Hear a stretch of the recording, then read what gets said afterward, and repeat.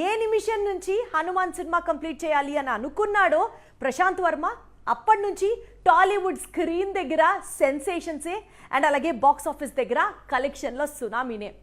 రీసెంట్గా ఆ cinema release అవ్వడం, 100 రోజులు కంప్లీట్ చేసేసుకోవడం అండ్ ఈ సినిమాకి సంబంధించిన సీక్వెల్ని అనౌన్స్ చేయడం అన్ని టకటక జరిగిపోయాయి. అయితే హనుమాన్ జయంతి సందర్భంగా ఈ సినిమాకి సంబంధించిన ఇంకొక మంచి అప్డేట్ తో మన ముందుకు వచ్చేసారు. తెలుగు సినిమాకు 90 ఏళ్లకు పైగా చరిత్ర ఉంది. ప్రతి సంక్రాంతి పండక్కి ఎన్నో బ్లాక్ బస్టర్స్ ను చూసింది తెలుగు సినీ పరిశ్రమ.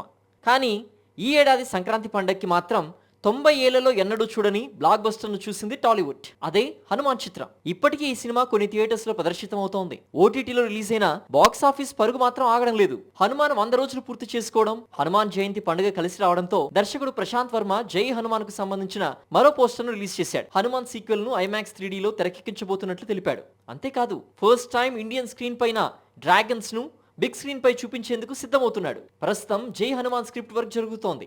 Bollywood top actor Ranveer Singh sequel లో నటించబోతున్నాడని ప్రచారం సాగుతోంది. ఆ విషయాన్ని మరికొద్ది రోజుల్లోనే యూనిట్ వెల్లడించే అవకాశాలున్నాయి. First part pan India wide గా సూపర్ హిట్ కావడంతో ఈసారి మరింత భారీ బడ్జెట్ తో సీక్వెల్ తెరకెక్కించేందుకు ప్రశాంత్ వర్మ రెడీ అవుతున్నాడు. హనుమాన్ తర్వాత ఆక్టోపస్ అనే మూవీని తెరకెక్కిస్తున్నాడు ప్రశాంత్. ఈ సినిమా కంప్లీట్ అయిన వెంటనే జై హనుమాన్ షూటింగ్ స్టార్ట్ అవుతుంది.